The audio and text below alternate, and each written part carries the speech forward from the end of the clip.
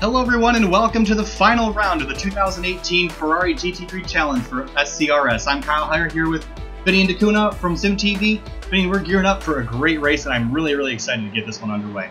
Yeah, it's been a long season for these guys. We've been to many tracks, many places, a lot has happened, and it all comes down to this. Alright, as we take a look at our point standings from coming out of Brands Hatch, Vinny, and a lot of battles that got really tight last week, especially after the Pro drivers crashed out and left some of the AM drivers up for some victories. Yeah, definitely. The most interesting battle definitely got to be between Austin D'Angelo for the AM Championship. Only 3 points separates these guys, and that's about 2 positions, 2 or 1 position depending on where they finish. Yeah, so it's going to be definitely a close, tight battle here today. Vinny and Suzuka, very technical here today. And these drivers will be fighting their race cars and trying to get every inch that they can on their opponents. And with the points battle so tight, especially that AM category, one mistake can wreck your race. So with 8.5 minutes left in qualifying, right now we're going to just sort out our timing screen here. Justin Richardson currently at the top of the board. A 1.1 second gap over Jonathan DeCouger. Lots of drivers practicing this week, and this is one of the tracks that maybe we didn't expect to be a trouble week for these guys, but it definitely looks like it so far. Yeah, I was trying to do a few laps myself, and it's definitely probably one of the most technical tracks on the calendar that we've seen here. So it's really going to make the best driver shine. And Justin Richardson, a very easy lead, Finney. We were running the numbers earlier, and we basically discovered that Richardson is going to have to try really hard to not win this race. Yeah, all he pretty much had to do is start both races, and he's pretty much secured the championship. So he's here right now, and I'm pretty sure if he at least starts the next race, he's going to be the champion. Pro. However, that being said, the AM champion, as we've been talking about, is not that clear. D'Angelo and Oster are battling for the championship as well, but we can't forget Floyd. Floyd's 19 points behind D'Angelo. But if those two guys in the front make a mistake or wreck out, Floyd's right there to pick up the scraps. Absolutely. And right now, looking at qualifying, George D'Angelo, I don't know if he's really gotten a clean lap or something he's proud of just yet, but his best lap is a 2:03.7, which is 2.6 seconds off the pace from Richardson. So I don't really know about George D'Angelo's outlook looking into this race, but I'm going to guess if he's looking at his qualifying times, he's a little bit worried. Yeah, he's definitely probably a bit worried considering his rivals right now 2 positions ahead of him. So hopefully he can get a nice flying lap in, I'm not sure how many attempts he has left. Let's see if he can improve. Yeah, definitely going to be an exciting race, Vinny. And Suzuka, a brilliant racetrack in Suzuka, Japan. One of the cool things about Suzuka, for those that don't know, is that the asphalt compound actually includes seashells. So what ends up happening here is, depending on the temperature, this track can be kind of grippy or it can be slick as ice. I'm going to take a moment now to remind those that are watching this on YouTube later that the race start times for both Race 1 and Race 2 can be found in the description and the comments, as well as points standings and links to our sponsors, Penguin RC Simulations and Sparco. We want to thank both of them for coming on board for the Sparco for the latter half of the season, and Penguin RC funding the broadcasts each and every week, so we want to thank them especially. So check out those links in the description and buy their stuff. Alright, well, that gap to Richardson has come down just a little bit. Now about 9/10 of a second back to Steve Takachi. So that gap down a little bit, but, I mean, Richardson here, the battle is going to be behind him. Richardson is so competitive each and every week that we can never really count him out unless he has something wrong happen, but no matter what happens today, as long as he starts the race, he's good. But let's not rule out hardware issues. I think Elliot Mimi is in the race technically, but he's been telling us he's having issues with Windows 10 this week, so we'll see if he makes it to the racetrack. And he barely made it at Motegi, but he got in and had a pretty decent race. So yeah, he's currently fighting with Crum, I believe he's fighting with Crum, or DeCouger is fighting with Crum. If you want to pull that up. There we go. Okay, yes, it is. No, sorry. Okay, so Mimi is out of running for second and third, but Jonathan and Kurt are going to be fighting for it. Only 7 points separate them, so see, they're going to try to fight to see who's runner-up for the Pro Championship.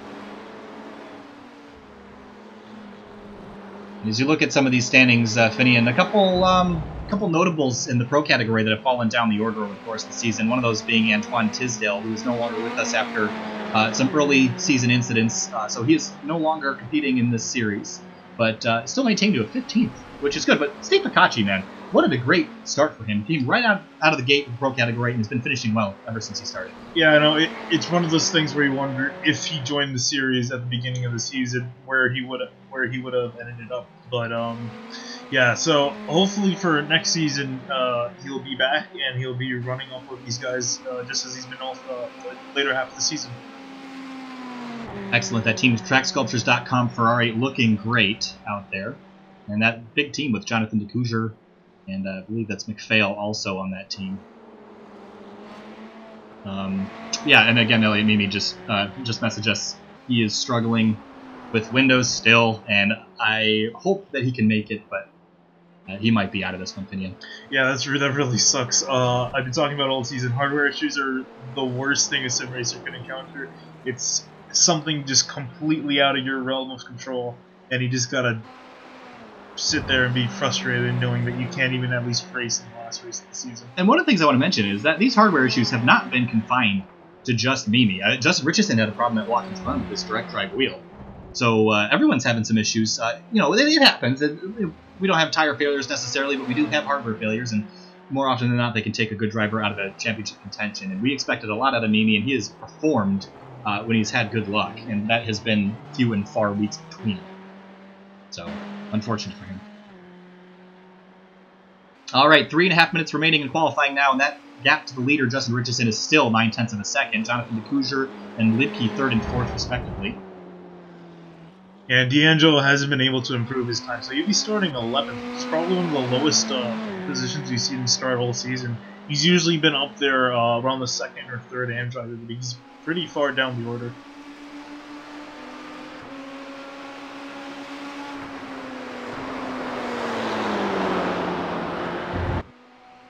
Right, it looks like all but 2 drivers look like they're going to be happy with their qualifying attempt now.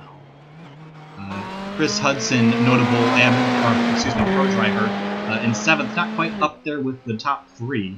And only 5 entered total for this race, and like I said, we're not expecting Mimi to make this one, unfortunately. So it'll be 4 pros versus, we're going to have 8 AMs tonight? Yep.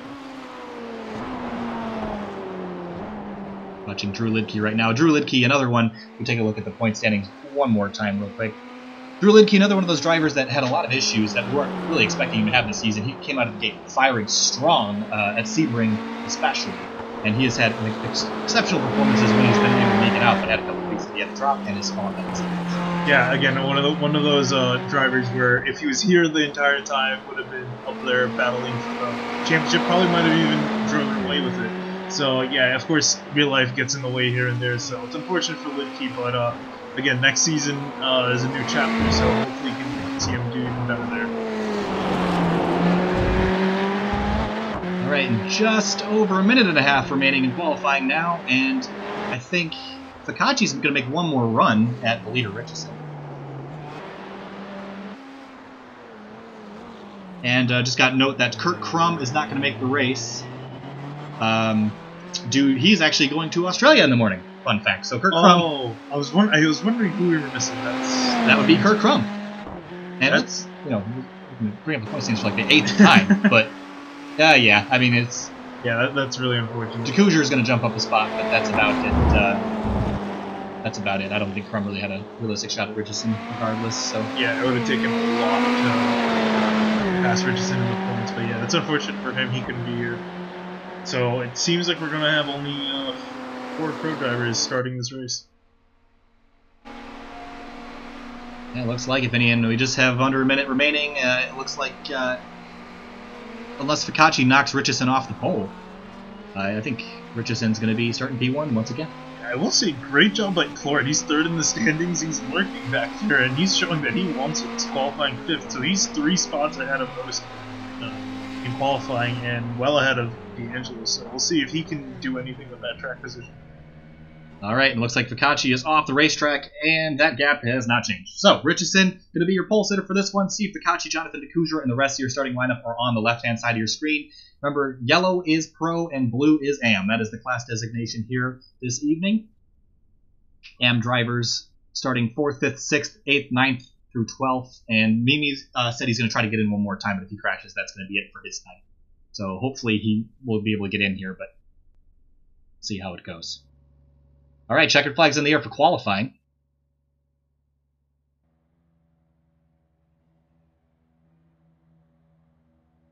We're going to let the cars get gridded and ready to go. See the grid counter counting down to the start of the pace lap here.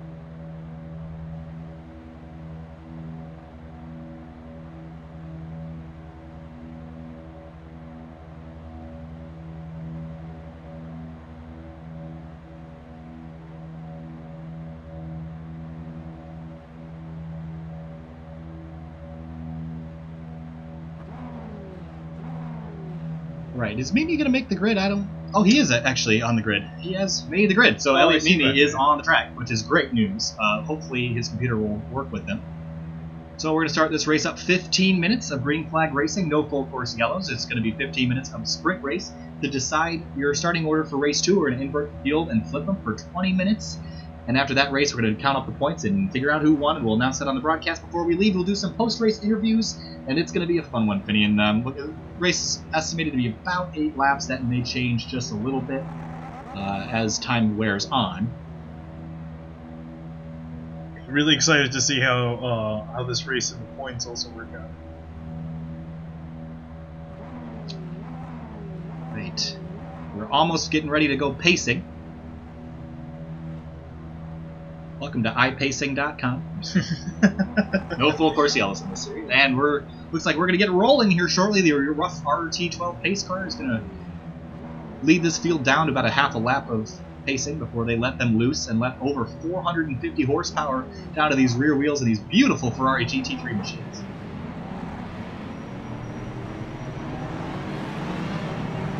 "13 cars in the race for this one.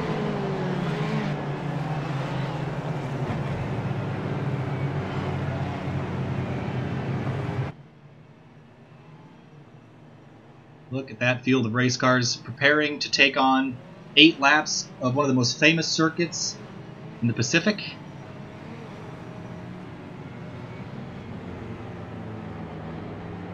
Working their way through the final chicane now, onto the last corner.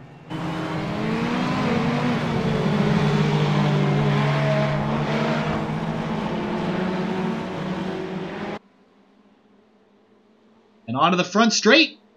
Justin Richardson is going to lead them down to the green flag. And green flag is in the air here at Suzuka. 15 minutes on the board. Down into turn 1, Richardson moves over to the left to get to the driver's left-hand side of the track to arc turn 1 really, really well. There's Jonathan DeCouger battling Drew... Oops, excuse me, that's Ficacci there. There's 43 of Chris Hudson. Pretty orderly start so far, Finian. Yeah, great job by everyone to make it through. Nice and clean. Especially on this twisty section here, you don't want to be. It's going to be difficult going side by side. And look behind these guys, Christian Ost and George D'Angelo right next to each other, and this is going to be the battle we're going to be focusing on for most of the race, race 1 and race 2, as this is really the battle for the championship in the AM standings. Yeah, that's exactly where Ost wants D'Angelo is right in his mirror. D'Angelo's going to have to finish, depending on where they finish on the grid. He's going to have to finish ahead of Ost if he wants a shot. Oh, I think we got one. No, I heard a lot of sliding, but it looks... Oh, wow. A little bit of gravel on the track. Who was that going for a slide? Looks like the 74 Plord went for a little loopy-goosey. Kept it on the course for the most part, though, kicking up some gravel.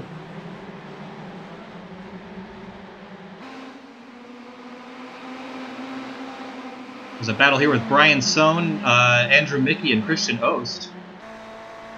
And notably, George D'Angelo is not tucked right up underneath the rear wing of that 157 for Ost, so if Ost can get away and make some separation, this will be really good for him in the points. Battle going on in front of those two by a couple spots. Chris Hudson side by side with the 867 of Ryan McPhail. Working their way down the back straight.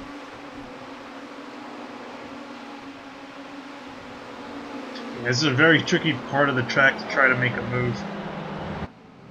130R is a treacherous corner, and a radius of 130 meters, and that is a very quick corner and requires a little bit of downforce from these GT3 machines. So Justin Richardson's going to lead lap 1. Jonathan DeCousier, Steve Ficacci, Drew Lidke, Ryan Plord, your top 5. And McPhail holding off Chris Hudson. Looks like Plord's going to go for a pass on the inside of Drew Lidke. Oh, that was tight going into the first corner. Plord's being aggressive. He knows he needs a really big advantage over the other 2 drivers since they're in the back of the field. So if they don't end up advancing any more positions, this could be huge for Plord. Yeah, he really was on the attack there on the entry to the corner, but backed out and let Lidke get back in line. But that could have been bad if Lidke wasn't totally paying attention and watching his mirrors. But everyone gets out okay. No harm, no foul there. Ooh, he goes a little bit wide, dips the tires off in the grass just a tad on the entry to that corner. Looking out now from the rear wing of the 21 of Lidke.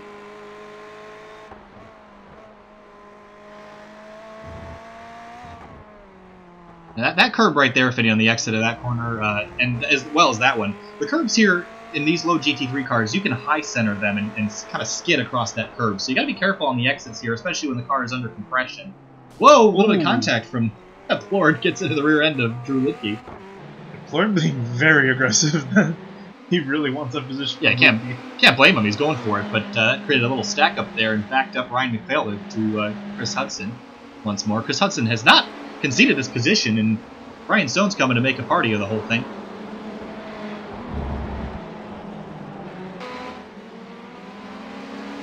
Again, pretty clean so far. Notably, Elliot Mimi started 13th. He's up to 10th, and he's looking to take 9th from Andrew Mickey. And Elliot so far has lasted through the race, so we're 2 laps in, and he hasn't crashed yet. And I mean, crashes in Windows crashing. Don't really expect Elliot Mimi to crash a whole lot. Again, over the course of the season, Elliot Mimi, one of the most spectacular drivers out here in this field, originally started in the AM class and got moved up to Pro, which originally he wasn't so on board with, but every single week he has shown time and time again that he really deserves to be in the Pro class.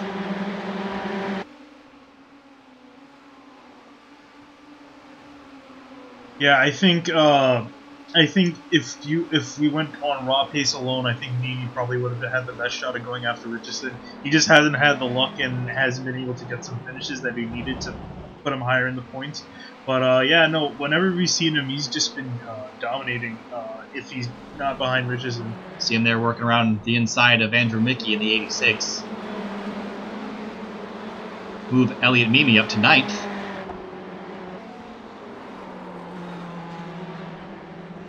Everyone's pretty well strung out. Justin Richardson has extended his lead out to a 3.1 second gap over the 39 of Jonathan DeCousier. And a little bit past that, a couple tenths behind him, is the 00 Steve Ficacci. You know, I am kind of surprised, I'm not going to lie, that Austin and D'Angelo are starting back, or running back here. And it's kind of making me wonder, do you think that they're trying to start towards the back of the field to get an advantage? I definitely think there could be some of that, and interestingly, both these drivers were swapped a couple laps ago. Ose was actually in front of George D'Angelo, but at some point they switched spots. So that's interesting. We didn't get a really good look at that, but I definitely think there could be some games being played here, Finian. Race 2 tends to be the messier race, and if you're starting out back, you got to be on your toes to watch out for those crashes. And if you get in a crash now, your race is over. Yeah, because the way I'm looking at it is the way the points are kind of the way the points are staggered. First place gets 50 points. Second place gets 40 points. So that position difference alone will hand D'Angelo the win. So I'm wondering if he's going to try to stick as close to Ose as he could, but in the back of the field, and then try to get a huge point advantage next race. Ooh, Ose really packed it in deep there on the brakes, right up underneath the rear wing of George D'Angelo, but I don't believe there was any contact. It was close, though. And onto the front straightaway again. We're working lap 4 of 8, and got about 8.5 minutes left in this one. Yeah, I mean, this is a very strong field, and it has been all season, but I am a little bit surprised by Ose and D'Angelo running back here, as well as Liam Park. I mean, last week he had a really good race.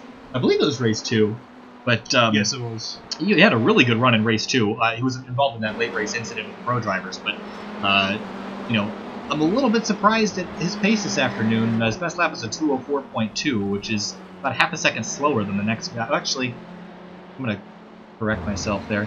Doesn't even have a best lap recorded yet, which is interesting. Wonder if he's had an off track every time.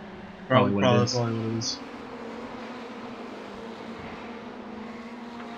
Up front, Lidke and Plor, that battle is starting to heat up just a little bit. Hasn't really gone away too much. Plor is back on the attack. Doesn't surprise me much. Plor, another one of those drivers that has had a couple awful weeks and a couple amazing weeks. And here he is working over the 21 of Drew Lidke again. Yeah, I really was surprised. At the beginning of the season, I didn't think he had the best of pace. Not to say that he's slow, but in the last half of the season, he's just been like slowly just shown that he has what it takes, and he's been up here. So he's definitely trying to make the most of what he's been given. See him working here. Got left side wheels up over the curbing, trying to get into position to attack the 21. Is this frustrating, Finian, as a driver, to be probably quicker than the driver in front of you, but it's too hard to find a way around?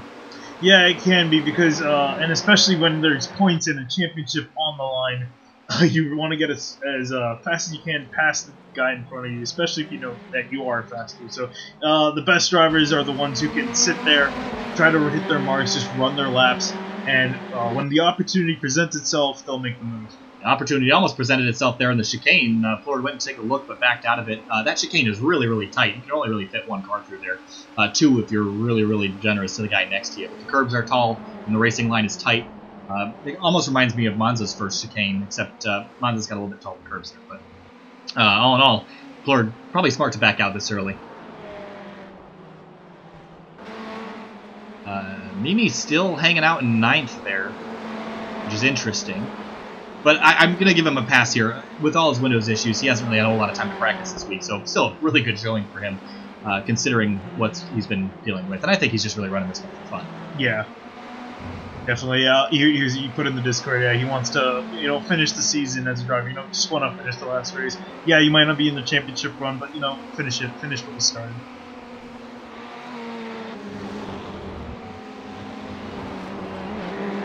Pretty well used looking track out there this afternoon.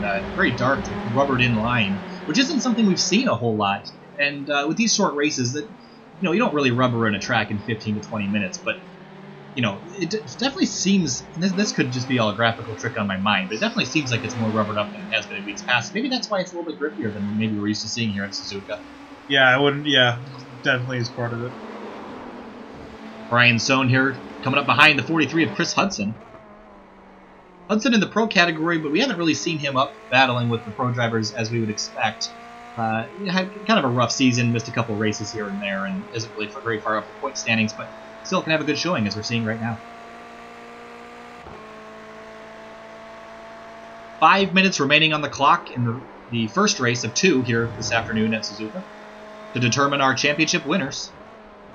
And right now, Richardson easily holding on to a 4.5-second lead over Jonathan DeCouger and a huge points lead in the pro category. But the AM stuff, I think we're going to have to wait till race 2 to see where this one's really going to end up. Because even if someone wrecks out in this one, race 2 is always a wild card. Yeah, it definitely has shown that it can mess up and shake up the point standing, so we'll definitely have to wait and see for that. Jonathan DeCouger having a very, very nice race here, running around in P2 right now. Keeping all 4 wheels on the track, that's definitely good. Involved in that late race accident last week at Brands Hatch, which took out 3 pro drivers and Liam Park all in one corner. That was probably a first for us to see that thing kind of happen. And let's not forget that there are points penalties and there are DQ limits in this series to maintain a good standard of driving. And it has caught out several drivers this year.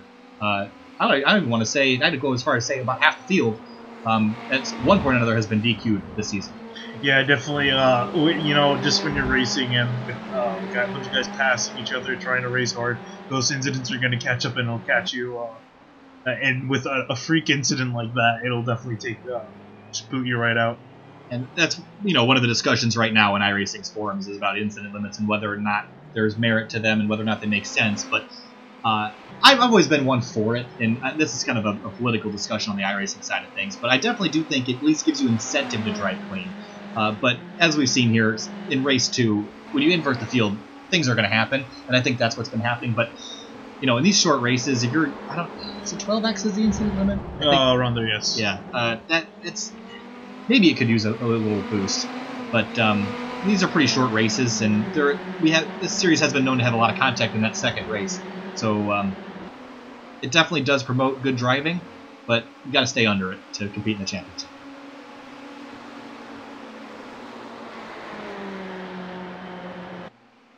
All right, the field pretty well organized right now. Not really too tight battles on the racetrack at the moment. But D'Angelo and Ost running 10th and 11th right next to each other, so they're definitely planning something. I think they have more pace than what they're showing. Yeah. So I think what I'm guessing is going on in the Discord right now is they want to start in the back and race it out in the front of the field for the championship. Is what I'm getting at here. Because remember, these guys are teammates. So yeah, that's what I'm guessing they're planning. I could be completely wrong, and they could just be trying their best. So you never know. I mean, as far as I know, I don't think there's a rule about having to perform your absolute best in race 1.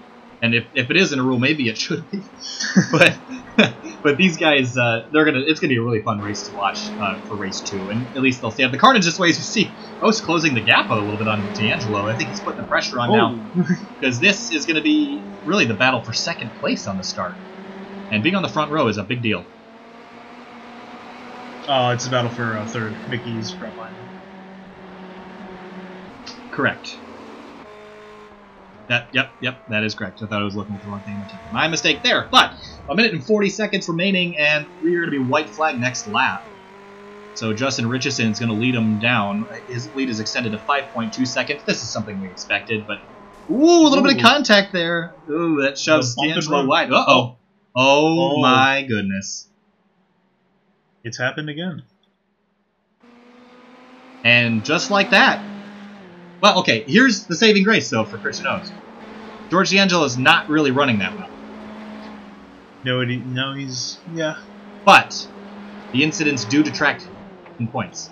Yes, they do. And since Ost got disqualified, he's going to be starting in the back. Oh, forgot about that rule. Yeah, well, D'Angelo's starting in the front. So George D'Angelo is just gifted, even though he just got right into the back of. That was... Oh, we got Andrew Mickey and Liam Park battling. Liam Park gonna go around the 86. So Richardson has just crossed the line for the final lap here. And soon our flag will update itself as soon as the timer runs down to 0. But it is white flag right now, and Andrew Mickey and Liam Park side by side, heading onto the front straight for their final lap. Liam Park's gonna run out wide. Andrew Mickey flashing those headlights vigorously. I wonder if he still has his Discord button tied to his headlights. He's got to fix that. It might be. Yeah, I've seen him flash his headlights a lot this season. They're still side by side into turn 1, but Liam Park's going to have to back out of it. He doesn't have the preferred line. Whoa, that was a little tight coming off that corner. Okay, and there's the flag going to 1 to go. Last lap, Justin Richardson out front by a safe margin, over 6 seconds at this point. And, this has just been a spectacular season. I believe we were looking at his iRating the other day. Actually, I can tell you right now if I just take a look at the timing screen. But 4,800 is his iRating, so he's definitely showing that this afternoon. All season, I should mention, he's just been unstoppable, coming from the back to the front. Sweeping whole race weeks. I mean, he's just absolutely phenomenal. Doesn't make any mistakes. He's had a couple incidents, getting caught up in other people's wrecks, but for the most part, the only race I can recall him running well and having something happen to him other than someone else's wreck was when he crashed at Watkins Glen in race 2 with hardware issues. Yeah, that's all I can come to think as well. Yeah, it's just an amazing performance by him. So I think he's definitely shown that he has earned this championship, and if he crosses the line now, he's pretty much secured the championship. And checkered flag is in the air. Justin Richardson for Positive Sim Racing, and Sparko is going to come out of the final corner and take the victory, unsurprisingly. But an amazing race, led every single lap, set a blistering pace here. His best lap is a second faster than the next guy's best lap. That is absolutely phenomenal. But Steve Ficacci running third to Jonathan DeCouger right now, and Drew Lidke, Ryan Flord. Drew Lidke won that battle after that intense battle early in the race. Chris Hudson, 7th. Ryan McPhail, 6th. Forgot to mention him. Brian Sohn, Liam Park. Oops, excuse me. A little timing glitch there. George D'Angelo is going to cross the line in 9th. Liam Park, 10th. Andrew Mickey in 11th. Notably, Elliott is not... Do we miss him? Yep, he crashed. Windows 10. Okay, so I was wondering why he got the back of the field. Yeah, that is really, really unfortunate. That sucks. I mean, that... Yeah, we're looking right now. He said with 3 corners to go, his computer crashed on him. I really feel for him. That's not exactly what he said, but we can't exactly say what he said on the broadcast. The language was quite colorful. But, yeah, I mean, Justin Richardson, another dominating performance. Jonathan DeGouger, great race. Steve Tkachuk as well. Drew Lidke, awesome performance, holding off the 74 Plord. But we're going to get this ready to go for race 2. We're going to interview some drivers real quick. And the fastest lap of the race award for Penguin RC Simulation, Justin Richardson with a 201.279, which, like I said earlier, is just under a second faster than the next fastest guy. So a blistering pace by that number 1 car. Number 1 car finishing first doesn't surprise me, or probably doesn't surprise you, probably doesn't surprise anyone. No, it doesn't. I mean, gotta respect what he's doing out there. Yeah. Absolutely phenomenal performances. Mm-hmm. And it looks like Elliot Mimi will be retiring for race 2. He will not come out, unfortunately. That really, really stinks. But we're going to head to break real quick, and we're going to be right back with your race winner and some other drivers when we get a chance.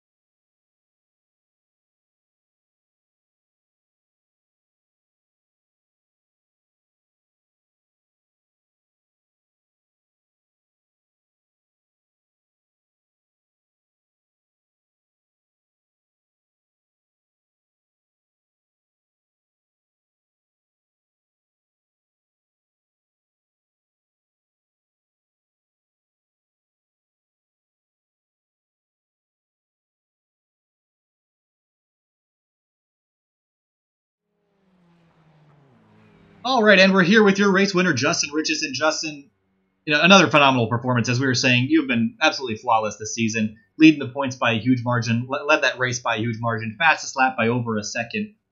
Tell us about this whole season culminating in a bunch of victories and maybe even one more next race. It was a good season. I've had a lot more pace, I guess you can say, this season with this car.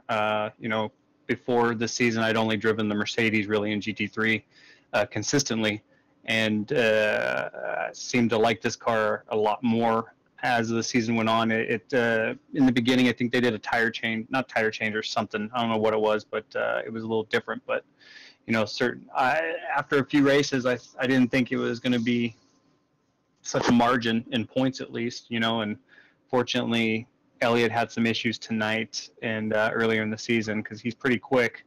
I was really hoping Kurt would have shown up, but we were talking in the other room. It looks like he forgot about the race. So being as this track is so technical, did a lot of coaching with it in my team last season for the qualifiers to try to make pro, and I still don't like the track, but I learned some things through those coaching sessions with our team. And I was really hoping that Elliott and Kurt, since they're usually the closest to me, would have been here tonight so we could have really seen on a difficult track where we all would have been. So hopefully those guys will come back, and Elliott will definitely fix his issues. But overall, it was, I'd say, a pretty consistent season. I'm pretty happy with it. I reached my goal. Every race I started, at least on race 1, I won. That's pretty awesome. And for race 2, you have the points battle pretty safely in hand here. Are you going to go up there and try to win another one just for fun, or are you going to lay back and let the M guys battle it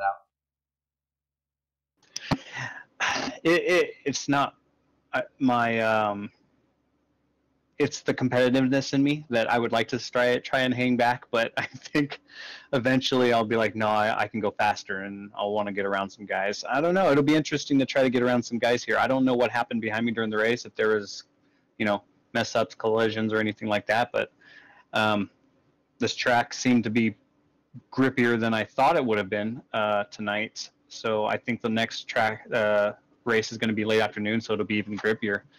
It'll be interesting. I'm going to go for it. It's the last race. All right, sounds good, man. Thanks for talking to us, and good luck in race number 2. Thanks, guys.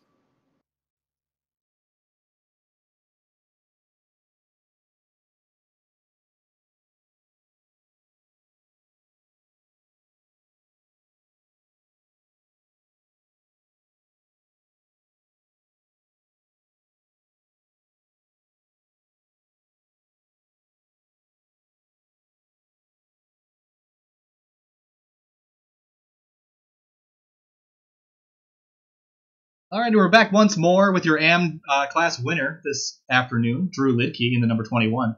Drew, you had a great performance there, holding off the 74 of Ryan Plord. Tell us about that battle and what you expect for race number 2.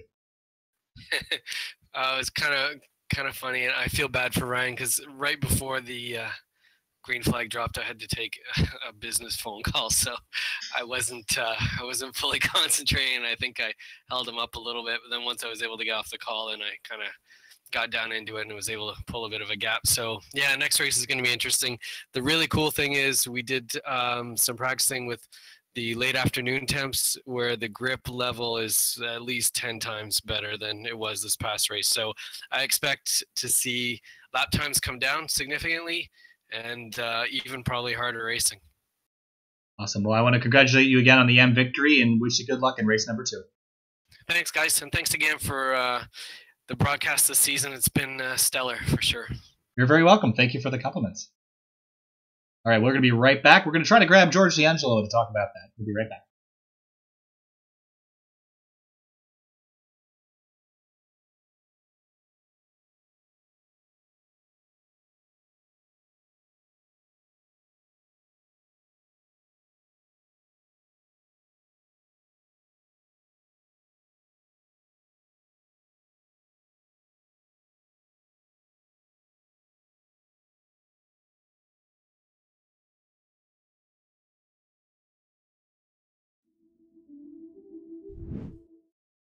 All right, and now we're back with Christian Host and George D'Angelo. You guys had one heck of a battle there and resulted in a little argy-bargy with the front bumper of the 157 and the rear bumper of the 7. And you guys are teammates battling for a championship. What conspired there, and what's your plan for race 2? Let's start with Christian.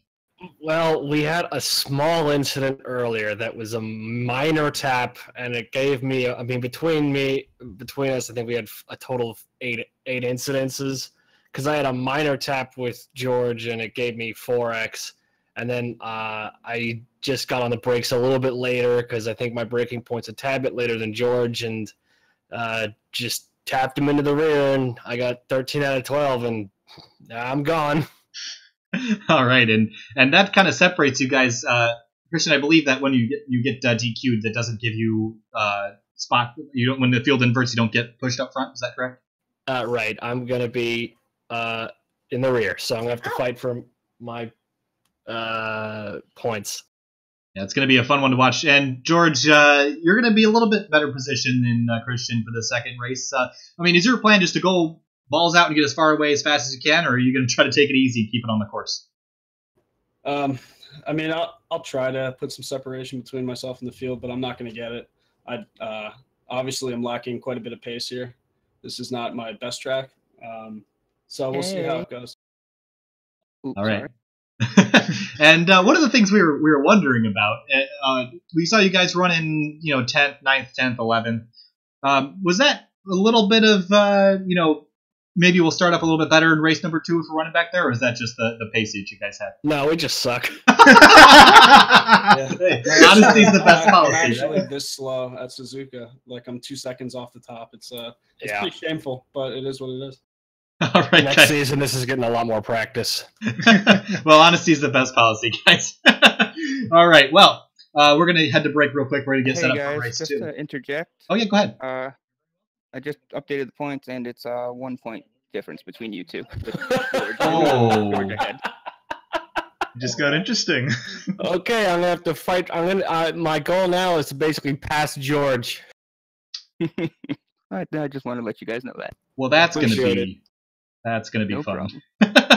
All right, guys. Well, thanks for talking to us. We're gonna go to break. We're gonna get set up for race number 2. Good luck to both of you guys. We hope for a nice, safe, clean battle out front there with both you guys, and good luck. Keep it on the course. Well, I'll be dead last, but yep, thanks.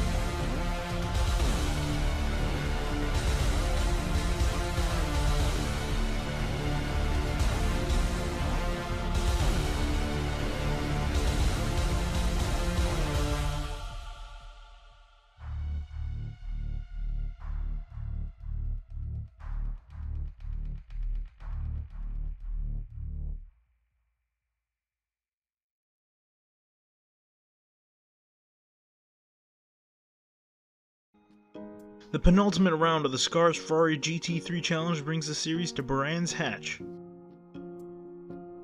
Kirkman would lead the field to green, but Richardson wouldn't wait too long before pulling a move on the outside, taking the lead by turn 2.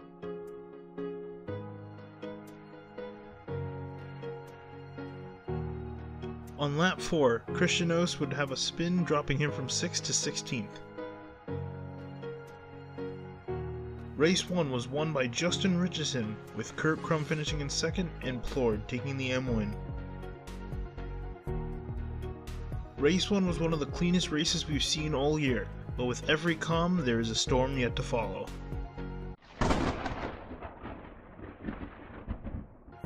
Spencer Kimball would start on pole for race 2, but would end up jumping the start.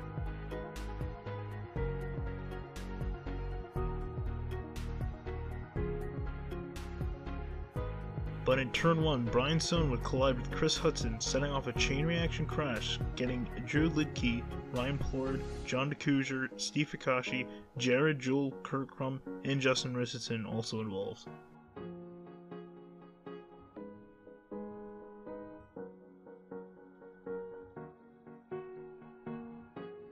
Christian Ost, Andrew Mickey, and Liam Park would take advantage of the wreck and get out to an early lead. On lap 5, Andrew Mickey would find himself in trouble as he got loose entering turn 6 and would hit the wall, resulting in a retirement. Krum, Richardson, and DeCouser would all catch up to Liam Park, but couldn't find a way past him and would end up battling for several laps.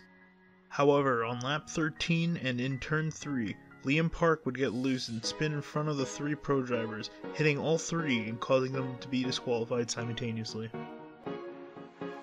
At the end of a crazy race, it would be Christian Ost taking his 2nd win of the season, with Ryan Plord 2nd and Dan Garber in 3rd. George D'Angelo would benefit greatly from the 3 pro drivers getting disqualified and would gain 8 points he would have lost to Ost in the championship.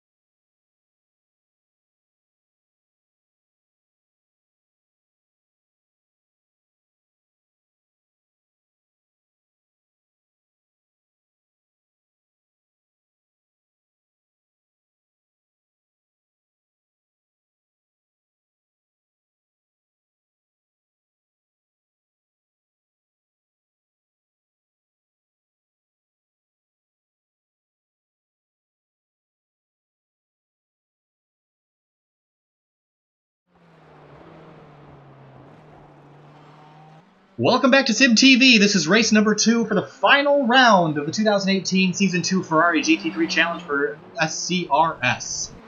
Finian, look who's here. Yeah, Kurt decided to show up, so that's awesome to see. Yeah, we thought he was going to Australia. He just forgot the race happened. So he missed out on a fun first race, but he's going to be here for the second race, and he hadn't qualified, so I believe he's going to start at the back of the field. So it should be interesting. Also, we noticed a timing thing we got to change. Our colors from last week, we had to adjust them. No harm, no foul. It'll all be taken care of soon. But while we're doing this, Finian, if you want to talk about what your predictions are for this race. Oh, yeah. First, I was actually going to give the viewers an update on the point standing. So, as we know, Ost and D'Angelo are separated by 1 point. I believe that's an advantage to D'Angelo. I believe that's correct. Yes, and also Plord, after his good run last race, he's only 10 points behind D'Angelo and Ost. So if he can pull off a solid gap towards the other two drivers, he could also end up being the champion. And so it's really going to be interesting how this works out, because Plord's got to make up some ground, but he has more pace over D'Angelo, and Ost is gonna be starting towards the back, and he's gonna have to work his way up. So it's gonna be really amazing to see how this all works out after 20 minutes. I almost just shut down the stream by accident. That would have been really bad, but I didn't. Everything's fine. Everything's fine, guys. Everything is just fine.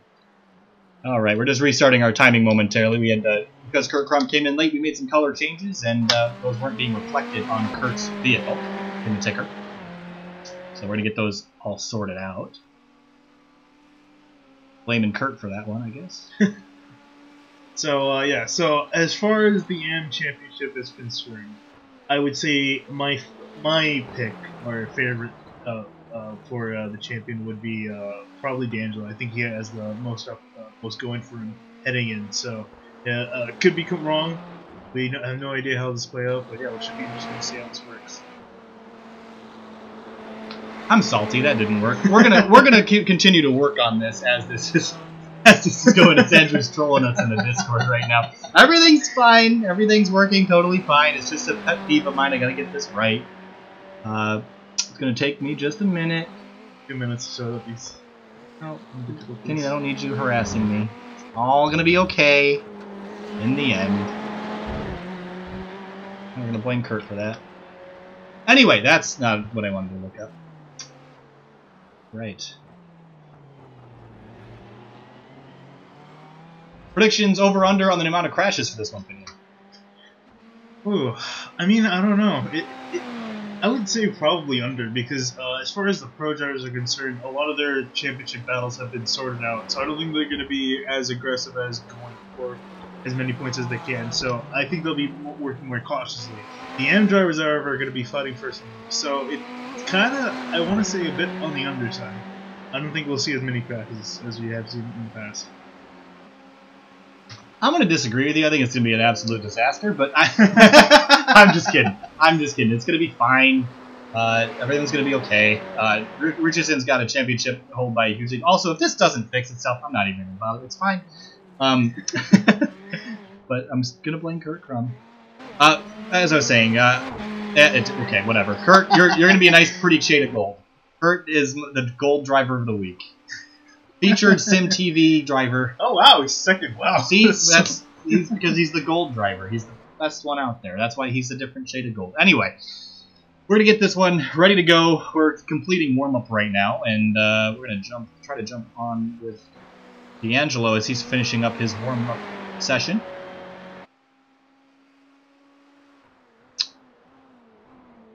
It's a little irritating. JRT doesn't want to cooperate this evening, but that's just fine.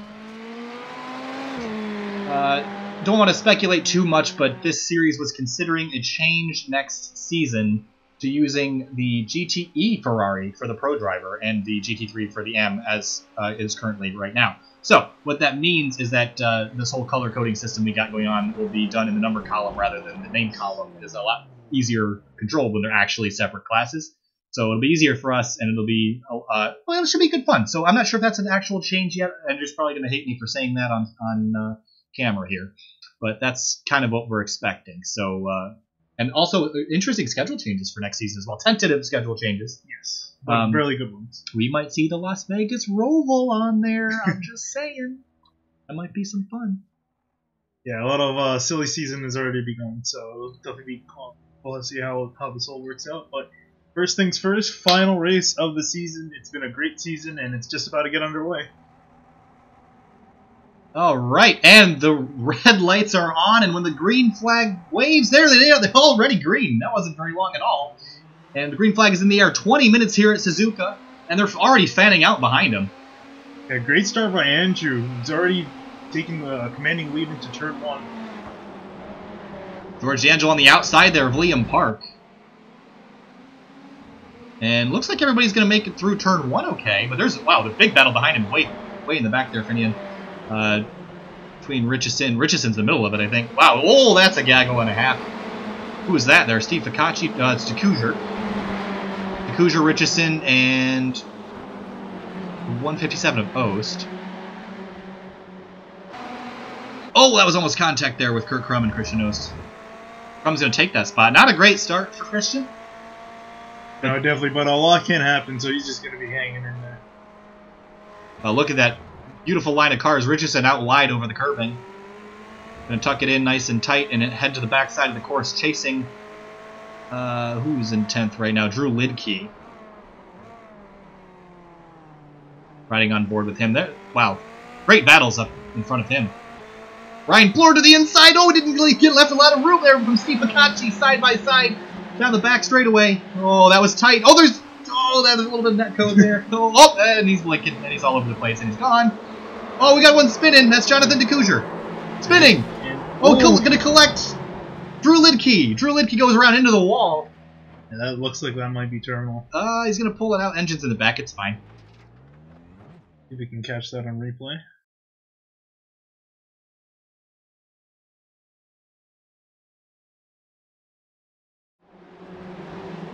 There's a replay here.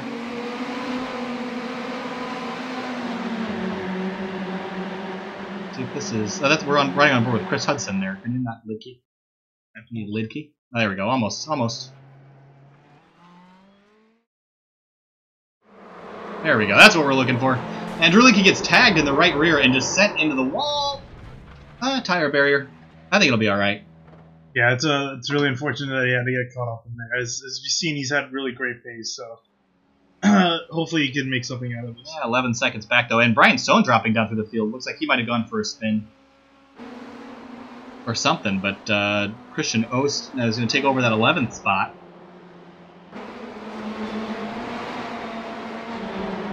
Ooh, that's a good battle here. Ficacci and Richardson flying through the field. Side by side. Richardson going around the outside. Oh, this racetrack is very narrow, fitting in spots, and Ficacci's going to hold on to the spot and keep Richardson behind him, but there is a big gaggle of cars. That's what I love about the field inversions, Finian. It makes for great racing. Absolutely phenomenal with this field of cars. Yeah, it really makes it. It's really amazing to see these pro guys work their way up through the AM drivers and them just going at it as Ficacci tries to defend it. Whoa! Huge crash. Oh, George D'Angelo off the track. George D'Angelo's in the wall. Yes, that is, and that's huge as his rival in the championship, Ost, is right next to him. Oh, drama. He's got significant damage here, Finian. Take a closer look. Both fenders bashed in on the right and left sides, and the hood is up there a little bit too. Yeah, we're going to try to see if we can catch that replay there.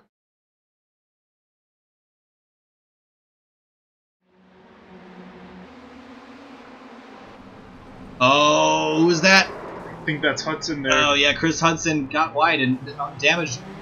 Oh, and then, he gets drilled by one of the TeamTrackSculptors.com machines as they were tracking out. Oh, that was just bad timing for George D'Angelo.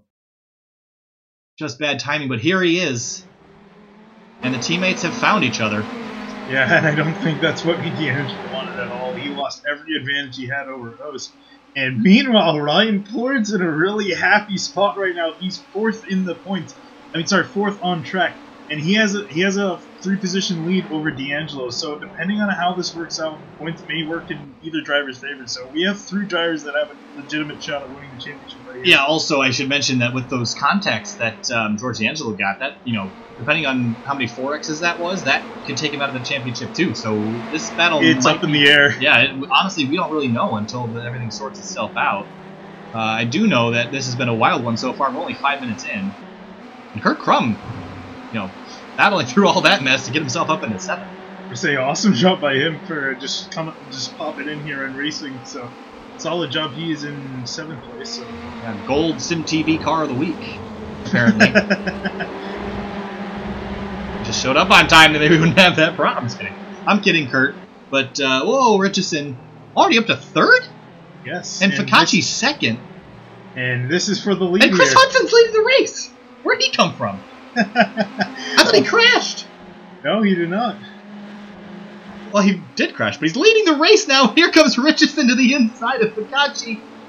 Oh, over the curb. He's going to leave him a lot of room, but that... Ugh. Vinny, this has been a wild race this evening. Yeah, it really has. These guys are going to entertain us to the end. Higher grip levels, higher intensity as they work their way on the back straightaway right now. Richardson going to look to the inside of Fakachi. Is he going to get there before 130R? Yes, he does to the inside. Fakachi's going to give it up. Richardson's going to run a little bit wide onto the grasscrete or turf or whatever that is out there. And going to take over that spot. And here comes Plord in 4th. Holding on to that spot and making good work of it. Closing in on 3rd. He's got the Kuja behind him who almost definitely wants to get around, and so we'll see if he can fight off to get those positions. Every position counts for all these guys. Oh, Richardson doing a little swervy boy. He's trying to get out of the mirror of the leader of the 43 car, Chris Hudson. And I'm just going to say right now that lead is probably short-lived as he's closed in a 10th in that one corner. 13 minutes remaining, not quite even halfway done. Look, okay, hold on. We got to go back. All these Team TrackSculptures.com vehicles. Look at all these guys. 1, 2, 3. Oh, that's Kurt Crum in there. He looks the same. Oh my goodness. There's 3 of them within 4 or 5 spots, but my goodness. Crum looking to the inside. Oh, that's McPhail in the 867. That could have been very dangerous. It's a hard spot to look in your mirror, and here's Plord. Plord falling back to 5th as DeCouger moved his way up into 4th.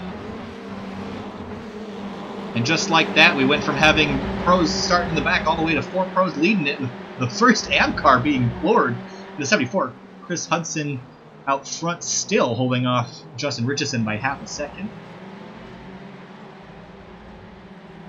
Finian. Ost is out. Ost is out. Oh, no. Crash damage. Let's see what happened. That is heartbreaking for Ost. Oh. Yeah. Did he just lose it? Maybe go back a little bit farther and we can see maybe there was contact with D'Angelo. That's going to be the end of his title hopes this afternoon. Yeah, it's really unfortunate to see it end like that. Let's see, it should be around this turn. We'll see what happens.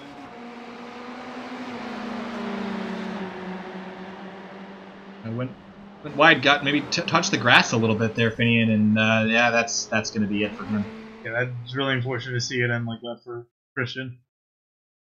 Well, Christian Ost is out with crash damage. Meanwhile, up front, we're going to have a battle for the lead here shortly. Justin Richardson has closed the gap to a 1/10 of a second. He's going to look to the inside, and is Chris Hudson going to defend? No, he's going to let Richardson fly down the inside, and oh, Hudson's going to try to maintain the momentum around the outside, but can't quite do it. Pro drivers 1 through 5, AM drivers 6 through 13. So we have sorted out the field. And put McPhail up to 6th. And Plord's blinking there. I thought he'd carry on. Yeah, Plord has dropped back, and so much that D'Angelo's gotten ahead of him, so something definitely happened to Plord. But I think there's a certain man who's really happy right now. That'd be the driver of the number 12 car. Yes, that is. And so, if everything pans out the way it is, we might be looking here at our end champion. I'd say that's probably a safe bet, but you never know with all the incidents that D'Angelo got in that wreck. You never know what the difference could be. You know, and Florid's still hanging in there, and there's still about half the race left in this one, so still time for things to get messy. But I will say the field has sorted itself out between Pro and Am. Pro again in your gold and Am in the blue. So maybe the craziness is probably over. So that might be good news for that driver in the number 12, George D'Angelo. Yeah, DeCoudre's working on his teammate Fukashi, and do you think at this point in the season you think you still have teammates? No, and Liam Park is also spun out. He got it going again. But at your point, Finian, you don't have teammates. This is the last race. I don't care what you're racing for, if not just the victory. But, at least you have an off-season now where they can forget about it over time. So if you make them upset, I don't think they're going to carry a grudge into the next season. So, this battle raging hard now, but I don't expect it to... DeCoudre's getting very close. Yeah, DeCoudre wants it. It's riding on board. Finishing each other's sentences. We've gotten to that point now. We'll take a lap here around Suzuka and ride on board with Jonathan DeCoudre as he works his way up to the rear bumper of the 00 Steve Takachi. Suzuka, a very fast track, it's probably one of the most downforce requiring tracks that we've been to on the circuit this season. A lot of fast corners, not a ton of camber. Yeah. And this first section is, in my opinion, probably one of the hardest sections to hit, because every corner depends on the exit of the corner prior, and it depends on your exit. So it's all intertwined, and if you mess up in one corner, you're going to mess up the whole sector. And you work your way into these high load corners, this upcoming right-hander. You've got to nail this apex perfectly, as you see. Oh, wow, DeCoudre drilled the curb there, but you kind of got to be aggressive in that section of the track. The car loads up, the suspension gets right down on the dampers, and as we head now to the sharp left-hander here, this is a really slow corner, down to 40 miles an hour. Back on the go pedal. Heading their way now to the last part of the racetrack. Again, very fast, up to 142, 150. 150 plus miles an hour. We're going to take a left-hand kink here. Track out to the curb. And as we're watching this battle, Chris Hudson in front of Pikachi there is coming back and into the clutches of Jonathan DeCoudre. And upcoming, probably one of the most famous corner on this racetrack, Finian, 130R. Yeah, it's an amazing turn, and depending on what car it is, you can take it flat out, or you might have to give it a little bit of a break and make that turn there. And Ryan Plord's out. Yeah, I was gonna wait till this lap finish, but yes, Ryan Plord is out of the race, so I think. Yeah, that pretty much seals the deal. I mean, I don't want to be a jinx, but I think it's with both other contenders out of the race, I think it's pretty much certain of D'Angelo taking this at this point. Yeah, that yellow camo Ferrari, you're pretty safe at this point, wrapping it up. This is not something I expected to see. To be honest, I knew there was going to be contact, I knew there was going to be argy-bargy, I knew there was going to be cars spinning. I did not expect to see Ost DQ'd or crashed. Ost crashed, excuse me. Plord, I'm not exactly sure what happened to him, but not good is what happened. And he had a chance to go for a title there, maybe not quite unless something really happened to D'Angelo, but now he's definitely not going to have a shot. He can't really win a championship from pit lane, so unfortunate to see that. But D'Angelo loving this right now, and as long as he keeps it going in a straight line, I think it's a safe bet he's got this championship. Yeah, definitely. Just looking over his season, it was amazing just to see him being able to go toe-to-toe with the pro drivers and give them a run for their money, and even upset qualifying a few times for some of them. So definitely great run and a dominant performance.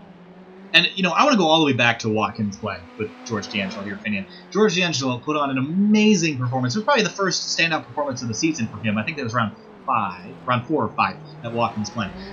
Holding off pro drivers in race 2, like it wasn't even difficult. I mean, he was throwing defensive moves all over the racetrack, doing a great job, really quick laps, finished pretty well. That was an exciting race. That was one of the tightest races we've had the whole season. And he did a phenomenal job keeping himself up near the front. So I want to give George props. The second half of the season has been much better for him.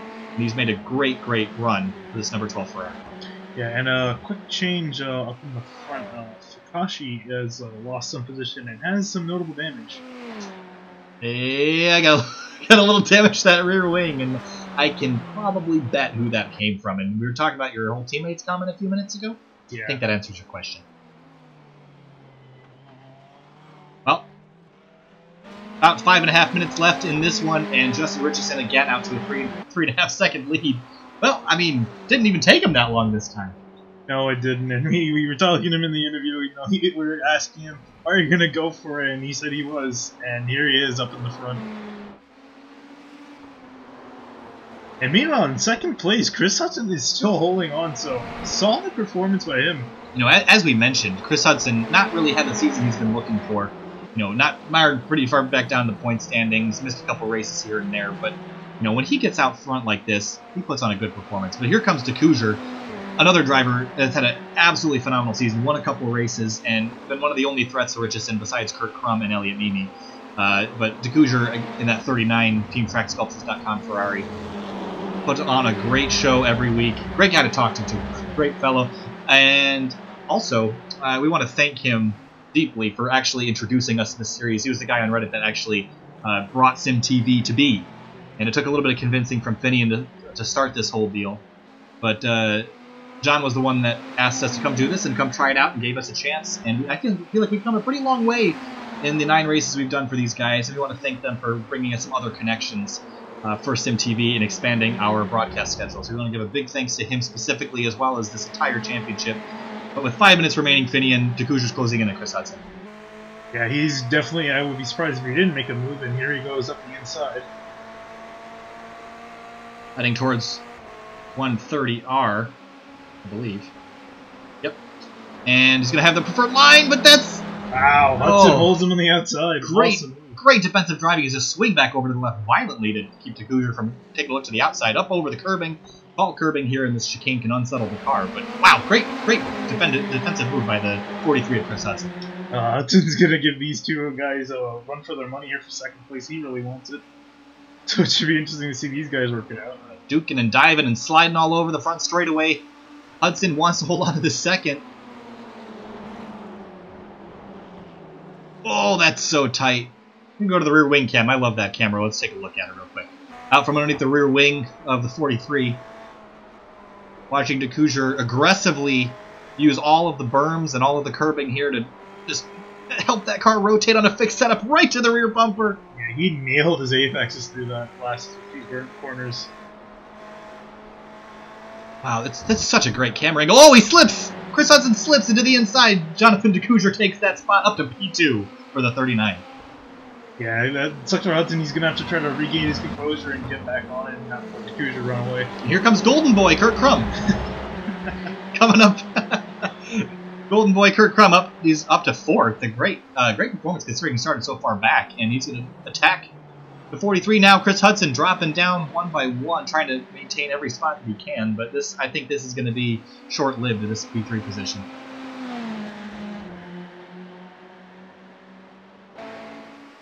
Meanwhile, up front, nothing's changed up there. Justin Richardson leading by 5.5 seconds. Looking at tight battle here, but behind these guys, there's 2/10 separating McPhail and Drew Lidke. So while we watch that battle, not quite as close as I thought it was on the timing. Or maybe if I back up to Hudson and Kurt Crum. They work their way through 130R towards the chicane, and no, Crum will not look to the inside that time. He's going to work his way through the chicane, bouncing over the curbs. Let's see if he can get a nice run down this straightaway. It's a really long straightaway, so we'll see if the draft will help him. All right, and we have 2 laps to go this time by. Justin Richardson 5.7 on the leader, or on second place, excuse me.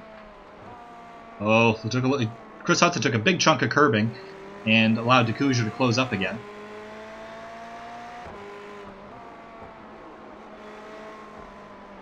Ooh, oh, excuse me, that's not DeCouger, that's Kurt Crum. I was thinking about it a couple laps ago. Very similar camera angle. Kurt really is looking everywhere he can. Oh, contact! There's a big boot there. That's that's going to be contact, boot. And they're spinning, and then around goes the 43 of Hudson. Oh, he's sitting right in the middle of the track. Hopefully he can get it cleared. He should be good, yep. All right, big gap back to the pro. Almost a 12 second gap back to the AM drivers. Yeah, it really sucks for both of those guys just going at it. It ended up probably not as either of them wanted to. Yeah, a little argy-bargy from Crum there, but you know, all things said and done, Chroma's going to get around him eventually. Yeah, Chrome was just like nailing his corners like the Cruiser was the lap prior, and was just trying to make a move happen. Just they both ended up flooding, so unfortunate. A racing deal there, I think. 30 seconds left in this race, and it's going to be white flag as we come around. Justin Richardson heading towards 130R. It's going to be very close. It should be. Oh, wow, it is going to be close. You think it'd be? I don't know. I don't think he. Our telemetry is showing that we have 11 laps in this one, but. Yep. No. Oh, wow, that's going to be it. All right, we were on our white flag lap the whole time, and Justin Richardson's going to bring it back, and he's going to take the victory and the championship for the pro category. Justin Richardson sweeps Suzuka.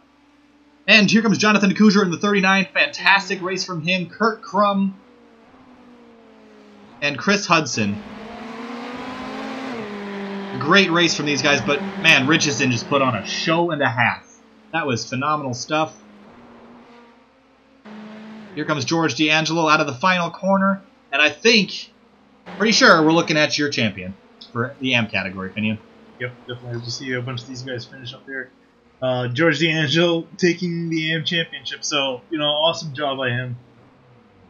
Wait and make sure on the point standings that we didn't jinx him after the fact, but it's pretty safe, pretty safe bet. Yeah. Well, we don't want to say anything until we know for sure, so we'll wait on that news. And wow, whew. About an 8/10 of a second gap between those two there. A little burnouts. I think George D'Angelo thinks he won the championship. I sure hope for his sake that he did. I'm pretty sure he did. Let's just make that clear. But I don't want to say anything until we absolutely know when we see the points in hand. Well, we're done. That's it. Yeah. 9 weeks. 9 weeks. Later. 9 weeks, 18 races.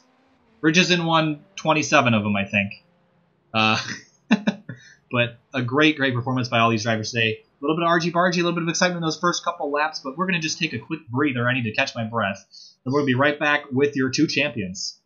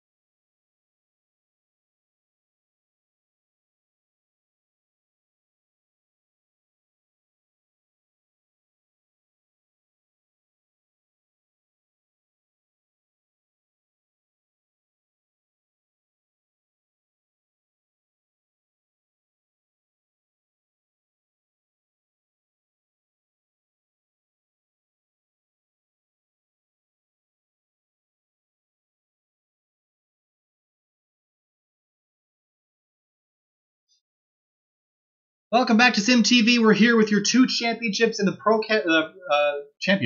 champions, excuse me, in the pro category and the amp category. Justin Richardson and George D'Angelo. Well, Justin, let's start with you. You came from the back of the pack, worked your way through a bunch of wrecks, and we talked to you last race after winning the first race that you said you were, you had a little bit of competitiveness in you, and you'd go up and take that win if you could, and you sure did. Tell us about that second race, and tell us about that whole season culminating in your 3rd championship. The start was kind of scary. A couple guys hit in front of us into turn 1. I thought, shit, something's going to happen here, and I'm going to take it out again like the Nürburgring. And whoever was hit, it was Kashi, or it was one of the track sculptures cars. He didn't spin, so then we went around into the hairpin, heard some more clashing, nothing happened. But I think it was lap 2 or 3, there was a big collision in the hairpin. And I prayed that those guys weren't coming down on me, and they didn't. And after that, I thought everybody except for Litke, he made his car pretty. He didn't over aggressively block, but he took the middle of the road, and he was fair. And I thought, man, he's going to be difficult. But I had a good run on him down into turn 1, and after that, I was pretty sure I had the pace. I knew Kurt was pretty close to me, but I don't know. He didn't seem to get by the other cars as easily as I did. Overall, the season it was pretty good. I think I got the hang of the car pretty well. Pretty consistent. I'm happy with everything I got. I'm happy I brought on Sparko, helping us with the series, as well as myself personally now. And be honest, I'm not too sure if I'll come back. I know what car I want to run if they do decide, but I'm not going to throw my hat in the ring unless I'm going to let them all decide what they're going to do first, and then I'll decide what I'm going to do. But for now, I'm going to have a beer. And like last season, after you guys weren't around, but last season I celebrated my championship in Maui, and I leave for Maui in 3 weeks, so I'll be celebrating. Awesome. Well, thanks a lot for talking to us, Justin. And again, congratulations on that championship. Well earned, buddy. But George D'Angelo, you had one heck of a race. There was a lot of battling going on there. Christian Ost with a crash, Plord with, I believe, a DQ or crash damage or something of the sort. Made that the second half of the race hopefully a little bit easier on your heart than the first half. But tell us about that race. And we were talking about earlier about this season when you were running. You had a couple of not so great races, then you had a great run at Watkins Glen defending from some of the pro drivers. That whole season you did such a great job. And tell us about that season and and how you got there, because that was a phenomenal drive by you. Yeah, so this race, obviously I was starting towards the front. I had Mickey and I think Park in front of me. I got past Park, and I had a pretty good run on Mick going into the hairpin, but from what I could tell in the replay, it looks like Park caught some grass and kind of ended up torpedoing through the corner. I got caught up in that, and then trying to rejoin, I got run off again by a passing pro driver. So by the time I got back on track, I looked in my rear view, and there was Christian, and I knew I had to, having 1 point on him in the championship, I had to finish ahead of him.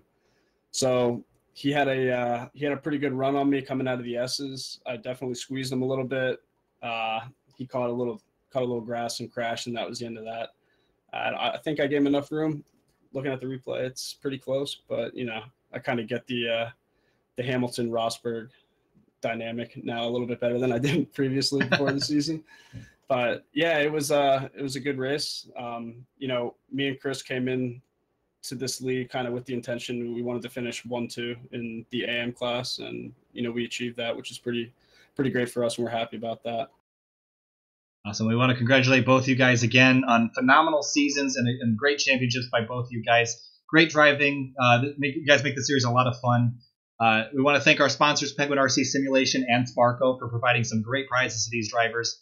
Penguin RC Simulation distributing some goodies for some of these drivers later. And I just heard that Mimi is going to win the random set of shifter paddles from Brian's Penguin RC Simulation. So thanks for talking to us, guys. We're going to head to break real quick and grab some other drivers to interview, and we'll be right back. Thanks, Kyle.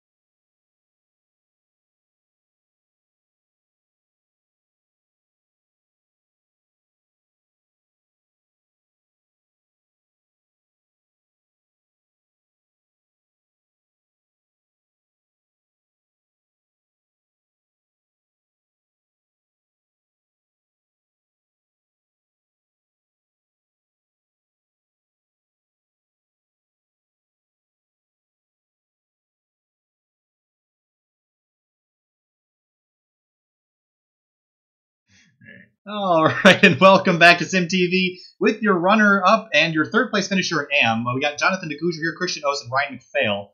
Jonathan DeCousier, first of all, congratulations on your second-place finish in the race and in the championship. Tell us about that. Tell us about your season. Looked pretty good to us. Yeah, thanks, guys. Kurt didn't show up for the first race, made it a lot easier to close the points gap on him. But the first half of the season was a little rough. I was involved in some incidences, and I managed to clean it up in the second half and just pick up some points where they were needed, and it worked out in the end. I'm very happy to be sitting second, and we'll keep our head down for next season, and maybe we can keep up with Justin. Awesome. All right, Dan. Christian, you finished second in the championship. You had an unfortunate accident there in that race, but still a solid effort from you. You put on some great performances earlier in the season. Tell us about your season and what you expect if you're going to return. It's overall great season. I'm happy with the second place. Not too happy about that last two races, but I got greedy there at the end, so it's my own fault. Not a whole lot I can do. Just keep moving along, and I think the ACRL mod team might come back next season. That our goal for this season was to come 1-2, and in whatever position whatever split we ended up being in, and we did just that. So we're happy with that, and I think you'll see us here again next season, whenever that is. Awesome. That sounds like a plan, Christian. Thanks for talking to us. And Ryan McPhail, third in the championship, I believe. We checked the point standings. I think that's correct for AM. Yep, that is correct. So you had a pretty good run today. Tell us about your race and tell us about your season, because you had a pretty good one. Yeah, it's been an exciting season. Mostly, I feel like most of the races have been a race against myself, trying not to make mistakes and just try to stay consistent. Today, I feel really bad, and a shout out to my teammate, Ryan Plord, for absolutely just sending it into that final chicane. Feel really bad for that incident. He's been real consistent all season, but overall, really happy with everybody on the Track Sculptures team. Everyone did really well this season. Awesome. Well, thanks for talking to us, everybody. Congratulations on your finishes. We're going to head to break one more time, and we'll be back to wrap it up. Thanks a lot, guys. Stamp.